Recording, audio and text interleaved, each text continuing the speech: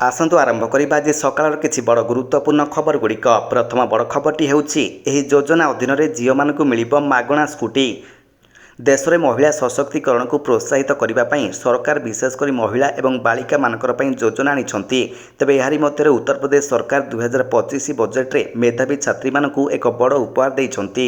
2022 मसीह आरंभ होइतिबा रानी लक्ष्मीबाई स्कूटी योजना 400 कोटी टंकार बजेट अनुमोदन करा जायछि। तेबे उत्तर प्रदेश सरकार 2025 वर्ष बजेट रे महिला एवं झील मानकर अनेक उपहार देइछंती। 2025 बजेट रे यूपी सरकार राज्यर झील मानकु स्कूटी जोगाई देबाकू घोषणा करिछंती। तेबे आपनकू कहि रखुछु जे सरकारक पक्षरु स्कूटी मागणा रे दिया जिवो।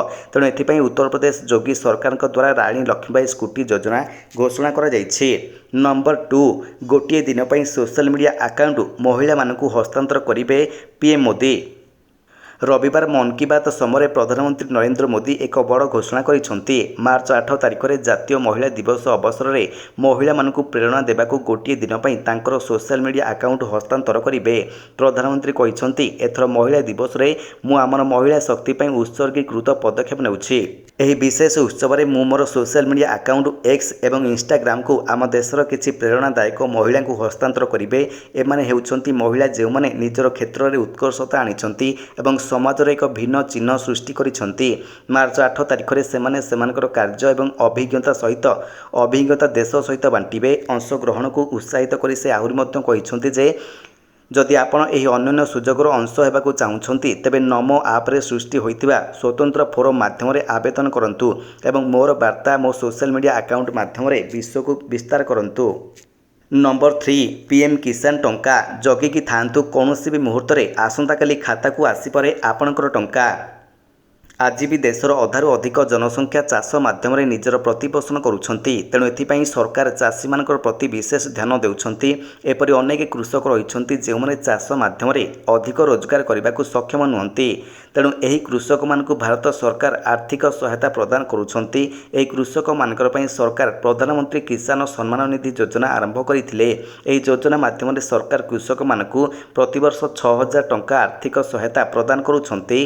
प्रधानमंत्री किसान सम्मान निधिर 19तम किस्ती को अपेक्षा करिथिबा कृषक मानकर पई आसीछि बड़ खुशी खबर। 24 तारिख में सेमानकर प्रतीक्षार अंत घटिबो। बिहारर भागलपुर रे चाषी मानकु उपहार देबाकू जाउछंती प्रधानमंत्री नरेंद्र मोदी। नंबर 4 पुणी कोरोना भाइरस माड़ी आसुछि नुआ भाइरस सतर्क कराइले वैज्ञानिक। चीन वुहान स्थित एक परीक्षागार में वैज्ञानिक माने कोरोना भली अनुरूप भूताणु आविष्कार करिछंती। एही भूताणु को HKU5CoV2 भाव में नामित करा जायछि। बादुड़ी शरीर में देखा देइतिबा एही भूताणु कोरोना भली मनुष्य शरीर में प्रवेश करिबार संभावना रहिछि बोली वैज्ञानिक माने कहिछंती। वर्तमान पर्यंत मनुष्य शरीर में एही नुआ भूताणु चिन्हट होई नाही। अवश्य कोरोना भली एही भूताणु सहजरे मनुष्य शरीर में प्रवेश करिपारिबो नाही बोली मध्य कुहा जायछि। तेबे एही परिप्रेक्षी आतंकित होबार कौनसी कारण नाही बोली वैज्ञानिक माने आश्वासना दैछंती। तेबे HKU5CoV2 भूताणु बादुड़ी शरीर में चिन्हट करा जायथिले सुद्धा यह मनुष्य शरीर को संक्रमित हो पारिबो कि नाही सेही संपर्क में वैज्ञानिक माने स्पष्ट करि नाहंती। नंबर 5 सुभद्रा शक्ति मेला 700 रु अधिक एसएचजी 300 रु अधिक स्टल 200 रु अधिक सामग्रीर प्रदर्शन। सौभाग्यदायिनी शक्तिर प्रतिरूप हेउछंती आमर सुभद्रा माँ माने। सुभद्रा माँ मानकर मध्यरे रहिछि असीम शक्ति।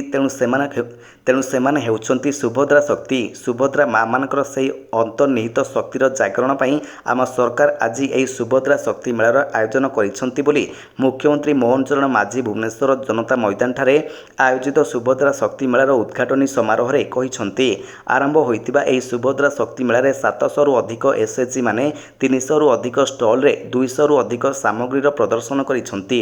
एही मेला 9 दिन धरी चलिबो। एथिरे स्वयं सहायक गोष्ठीर महिला मानकर द्वारा प्रस्तुत हस्तशिल्प और कलाकृति मिलेट और ऑर्गेनिक उत्पाद खाद्य मसला सामग्री टेराकोटा और बाउंस शिल्प आदि अनेक उत्पाद स्थान पाइछि।